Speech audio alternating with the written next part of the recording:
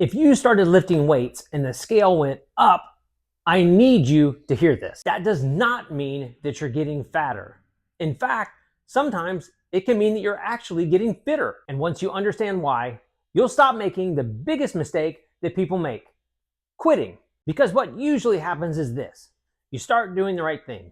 You're lifting weights and you feel proud for about 3 days. And then you step on the scale and you feel like you've been personally attacked. Now you're in panic mode. And then you decide to fix it by doing things that feel like discipline, but they're really self-sabotage. You slash calories. You start doing high-intensity cardio workouts because they burn more calories in a workout than strength training. You start to believe that weightlifting clearly isn't for weight loss, and you abandon strength training altogether. And the tragedy is, you usually quit right before your body starts to pay you back. So by the end of this video, you're gonna know exactly what's going on when the scale starts lying and how to tell if lifting weights is actually working. In this video, I'll show you why the scale can start going up when you start lifting weight, even if you're losing body fat, how lifting actually helps with fat loss and long-term weight control, and what to track instead so you don't sabotage your progress. So let me show you what's going on with the scale.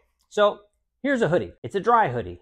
That's your body right now. So imagine if I took this hoodie and I dunked it in a tub of water and then I wring it out. It's still gonna have some water in it, and it's actually gonna weigh heavier than it does right now, right? But does the hoodie really weigh more? I mean, it's heavier, but it's the same hoodie. It didn't magically grow 10 pounds of hoodie fat. It's just holding a bunch of extra water. And that's the same thing that starts happening to you when you start lifting weights. Your muscles start holding more fuel and more water. There's more inflammation from the repair process. And your bathroom scale can't tell the difference between your fat gain and your muscles holding more water. The scale just recognizes more weight. So the real question isn't, will lifting weights help me lose weight? It's this: what kind of weight are we talking about? Because if your goal is to lose body fat, lifting weights can be one of the best decisions you'll ever make. But if you only use the scale to track your progress in the beginning, you might quit before you ever start seeing the results. And that's what we're gonna get into next. All right, here's the shocking truth.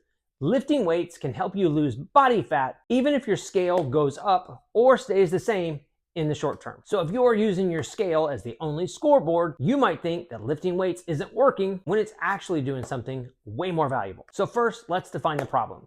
The scale doesn't measure body fat. The scale measures total mass, and that includes body fat, muscle, water, both intracellular water and extracellular water, and the food sitting in your digestive system. So when you say, I want to lose weight, what you really mean is, I want to lose body fat. And losing body fat isn't always the same thing as just making the scale go down. So the first thing you should know is it's entirely possible for the scale to go up when you first start lifting weights, and that's absolutely normal. When you start lifting, you're creating tiny disruptions in the muscles. That's the stimulus that helps the muscles grow. Your body responds by sending fluids and other resources to the muscles to help them repair. So in the early weeks, you can hold on to more water because of, one, inflammation. Your body's basically sending the message that, hey, we're renovating, everybody calm down. And number two, more stored fuel in the form of glycogen in your muscles. When your muscles store more glycogen, they store more water with it as well. So you're not necessarily getting fatter in the beginning, your body's getting prepared. And you just need to understand that the scale can be a total drama queen at the very moment you're trying to gain some momentum. There is one other reason that people start to gain weight when they first begin lifting weights, and this one is controllable. This is the part that nobody wants to admit.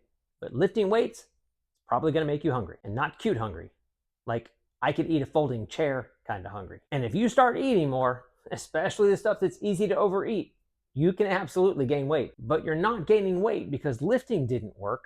You're gaining weight because your appetite got louder and your food choices didn't adjust. It's important to note that your training is not gonna fail you, but your nutrition might. If your goal is fat loss, lifting weights is a tool, but the real results come from the overall picture, especially what you're doing with your nutrition. So will lifting weights actually help you lose weight? Here's the clean answer. Lifting weights will help you lose fat and maintain your weight long term because it helps you build and maintain lean muscle mass. And lean muscle is metabolically active. The more lean muscle that you have, the more calories that you burn on a daily basis. Now, that does not mean that if you gain 5 pounds of muscle, you can magically eat anything that you want. Think of it like you've just upgraded your engine, and now you have the ability to burn more fuel, and that makes weight management easier. If you're losing weight from dieting alone, a chunk of that can come from lean muscle mass, and we don't want that. When you lose muscle mass, you're losing the ability to burn calories. This is one of the biggest reasons why people feel it gets harder and harder to lose weight through dieting. Lifting weights allows you to maintain or grow your muscle mass even in a calorie deficit, because having a higher body fat percentage, even at a lower weight, means you're not as healthy. You want to be leaner and stronger and more likely to sustain your result. If fat loss is the goal, lifting weights will help you build and protect the machine. Walking, your conditioning, and your daily movement will help you drive the calorie deficit. You don't have to pick just one. In fact, for most people, a combination of lifting weights and conditioning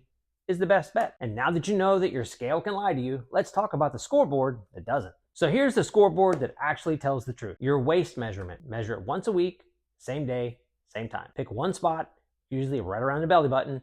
Measure that every single week. But it has to be the same day, same time. If your waist is trending down over time, you're moving in the right direction. Take progress photos every 2 to 4 weeks, from the front, from the back, and from the side. It's easier to see progress with body composition than it is to see it on the scale. Your eyes are better at spotting changes in body composition than the scale is. And strength progress. Are you getting stronger over time? Are you doing more reps with the same weight? Are you doing the same amount of reps with more weight? Is your form improving? All these things matter, because getting stronger usually means that you're building or maintaining lean muscle mass. And that supports the end goal of losing body fat. The scale is optional, but ideally you're looking for trends. Either weigh yourself once a month, on the same day and time, once a week on the same day and time, or my personal preference is weighing yourself daily at the same time of day. This allows you to see the trends, so you'll know if a certain day of the week is your regular high point and another day of the week might be your normal low point. Most people, their weight exists on a range, and if you step on the scale at a random point in time, you don't know if you're on the high end of that range or on the low end of that range.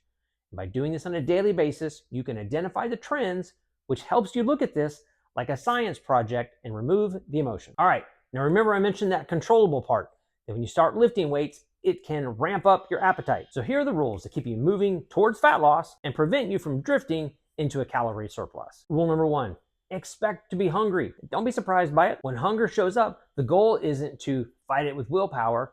You need to have a plan in place. Rule number 2, upgrade the quality of the calories that you're reaching for. If you're going to be hungrier, you need foods that have higher volume, higher protein, and that are more nutrient dense. If 6 bites cost you 600 calories, you're eating the wrong thing. Rule number 3, make your nutrition boring, but in a good way. Have 2 to 3 to 4 go-to meals that you can eat repeatedly. Not because variety is bad, but because decision fatigue is real. And when you get hungry, that's the bad time to start figuring out what you're going to eat. That's how you make bad decisions. We recommend having an answer before you're presented with the problem. So here's a normal setup that works for most people. Walk daily as your baseline movement and keep your steps north of 7,500 a day. Add some conditioning like zone 2 work on 2 days a week, and maybe sprinkle in about 10 minutes of really high intensity work on one of those days. And don't be one of those people that thinks that 4th gear is high intensity. That's 5th gear. And then use progressive overload as your friend over time. Slightly more reps, slightly more weight, slightly better execution. Remember that you're building the body that makes weight management easier. Still wondering how you can tell if it's working, if the scale's not cooperating? Give yourself 2 to 4 weeks and then ask, is my waist trending down? Are my photos improving? Are you stronger than you were? Do your clothes fit better? And finally, do you have more energy than a sugared up Jack Russell Terrier? If yes, you're winning, even if the scale is being dramatic. Lifting weights isn't just about burning calories. It's about changing your body composition. And when you change what your body is made of, you can change what your body is capable of. So yes, lifting weights can absolutely help you lose weight. More importantly, your body composition. But the shocking truth is that scale is probably going to lie to you in the beginning. And that's why you need a better scoreboard. When you first start lifting weights, the scale can spike because your body is adapting. And long-term, lifting weights is one of the best things you can do to maintain your body composition. So don't quit in the early going just because the scale got dramatic. And if you're worried about that increased hunger, this next video will show you how to have less stress around your nutrition and create a plan you can actually follow through on. So check out that video, how to lose weight with a busy schedule. If you're lifting weights with improved nutrition, there's no stopping you.